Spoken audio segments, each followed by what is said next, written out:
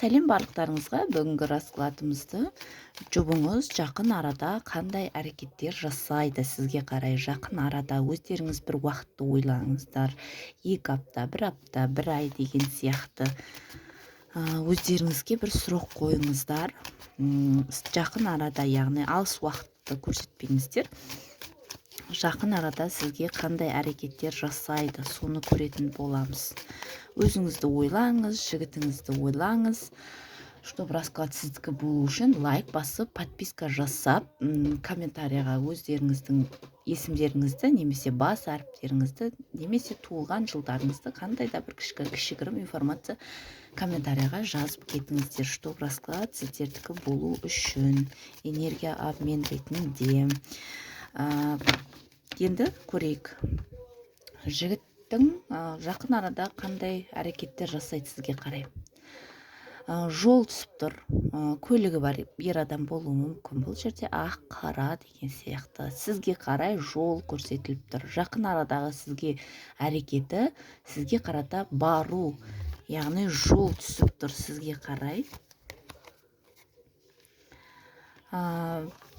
Бірақ бұл жерде ер адамның кішкене уайымдауы бар деп көрсетіліп тұр. Мені қабылдай ма, қабылдамай ма деген сияқты сондай ойлары бар.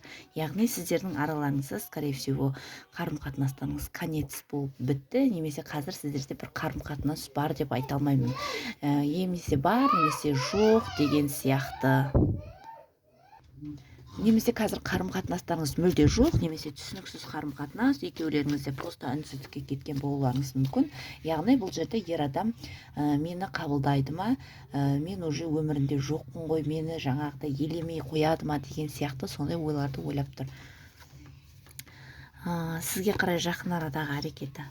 Сөйлескісі келеді деп көрсетіліп тұр. Сөйлескісі келеді. Бір шешілмеген араларыңызда құпия нәрсені айтқысы келеді. Ер адам немесе өзінің осы уақытқа дейін неге жоқ болғанын себебін айтуы мүмкін, ақталуы мүмкін, жаңағыдай белгісіздікті бір шешуге тырысуы мүмкін, анықтауға тырысуы мүмкін деп көрсетіліп тұр. Немесе бұл жерде ер адам сіздер туралы бір информацияны білді, естіді, немесе өзі білмейтін сіз құпия қылып сақтап жүрген болуыңыз мүмкін деген сияқты. Және де соны ер адам білген болуы мүмкін. Бұл ер адам сіз туралы не біледі, не естіді, кімнен естіді, қалай естіді, қайдан білді, соның барлығын бөлек расклад қылып ашатын боламын. Егер де сондай тақырып қызықтыратын болса, комментарияға плюс деп жазып кетіңіздер, мен бірден түсінетін боламын. Плюс деген неғұрлым көп болса, соғұрлым тез сол видеоны тақырыпта шығаруға тырысамын. Яғни ер адам сіз туралы не білді, не біледі жалпы, не білді деген сияқты тақырыпқа ашайын. Келіссеңіздер, плюс деп жазып кетіңіздер комментарияға. Яғни бұл жерде ер адам бір құпия нәрсе туралы сөйлескісі келіп тұр, немесе қарым-қатынасты бір ашқысы келіп тұр. Осы уақытқа дейінгі жаңағыда екеулеріңіз үнсіздікте болдыңыздар ғой. Үнсіздікті яғни бұзып, ары қарата бір сөйлесу, әрекет жасау дегенді қалап тұр, яғни жоспарлап тұр. Бұл жерде әрекеті солай болады деп көрсетіліп тұр. Жігіттің жоспары. Қыздар, одан кейін таро картасына қызығатын болсаңыздар, үйренулеріңізге болады. Айына 400-500 мыңға дейін табыс таба аласыздар. Үйрететін боламын. ютубтан, тиктоктан қаржы табасыздар, бөлек клиенттерден қаржы табасыздар. Яғни 3 доход көзі болады. Кімде қызығушылық бар, маған жеке WhatsApp-қа сұрасаңыздар болады. Просто таро үйрену қанша білгім келеді десеңіздер, просто информация жіберетін боламын сіздерге. Қаншадан үйретемін, қалай деген сияқты. WhatsApp-қа шығыңыздар, қызығушылықтарыңыз болатын болса, көп бағада емес, скидкамен арзан бағада үйретемін. Енді жігіттің алдағы уақытта іс-әрекеті сізге қарай жақын арада қандай әрекет жасайды? Сізге қарата жақын арада бір төсек қарым-қатынасында болғысы келуі мүмкін.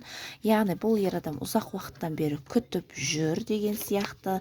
Өмірінде басқа әйел адамдар болса да, яғни басқа қыздармен қарым-қатынас жасаса да, жаңағы төсекте болсын, сөйлесуде болсын, қарым-қатынас жасап, сіз сияқты бола алмады деп көрсетіліп тұр. Яғни сізге тартылғандай, бұл ер адам ешкімге тартылмаған, яғни ешкімге ашық, шынайылық бір қатты қызығушылық болмаған деп көрсетіліп тұр.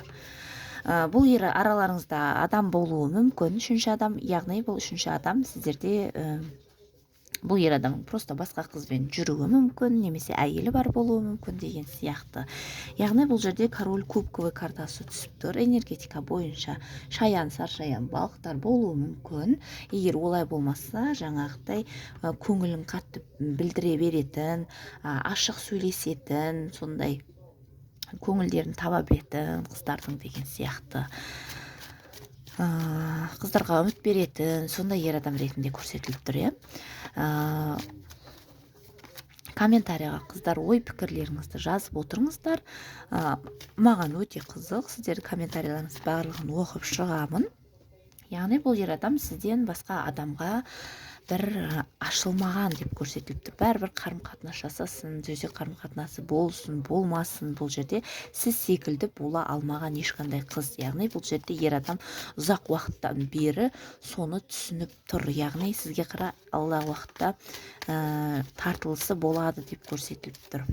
Қандай әрекет жасайды сізге қарай? Қандай әрекет? Жаңа бастамалар, жаңа идеялар бар сізге байланысты. Қарым-қатынасты мүмкін басқаша форматта бір өзгерістер енгізуі мүмкін. Бұл жерде қарым-қатынастарыңыз баяғыдай болмауы мүмкін. Бір жаңа форматта жаңа нәрселер болуы мүмкін. Осы уақытқа дейін жасамаған нәрсені жасауларыңыз мүмкін деген сияқты. Ер адамның алдағы уақыттағы әрекеті сізді бірақ өзімнің шынайы адамымсың, яғни сізге бір қатты мойындамауы мүмкін. Сен сияқты адам өмірімде жоқпады, осы уақытқа дейін қанша қызбен аралассам да деген сияқты нәрселерді айтпауы мүмкін. Яғни сізді асыра сілтеп мақтамауы мүмкін.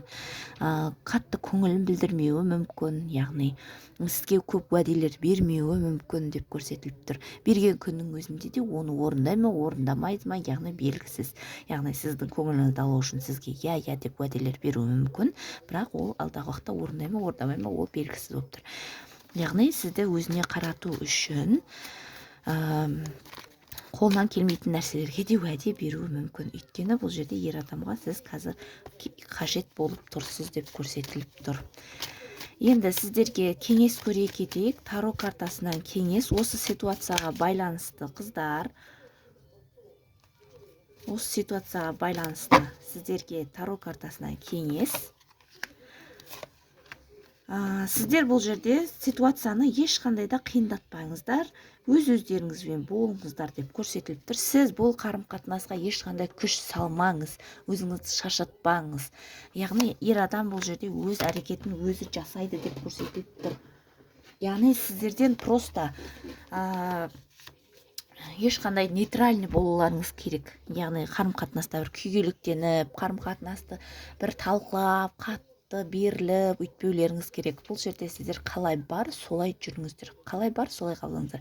Ер адам өзі келеді, кетеді ма, өзі білсін. Яғни сіз бұл жерде сол арқылы өзіңіздің құндылығыңызды, жаңағыдай мықтылығыңызды, самооценкаңыздың бар екендігін көрсете аласыз. Яғни өзіңізбен өзіңіз болыңыз. Бұл ер адам өміріңізге келеді ма, кетеді ма, сізді жаңағыдай бұл ер адам өміріңіздің маңызды адамы емес. Яғни сіз бұл жерде маңызды адамсыз, өзіңізді бірінші орынға қойыңыз деген кеңес қыздар. Ұнаған болса лайк басыңыздар, жеке қаласаңыздар, жеке WhatsApp нөмерге шықсаңыздар болады. Қарым-қатынас, жұмыс, денсаулық, жолыңыз ашық па, диагностика жалпы, соның барлығын жеке WhatsAppқа шығып білсеңіздер болады. Сау болыңыздар.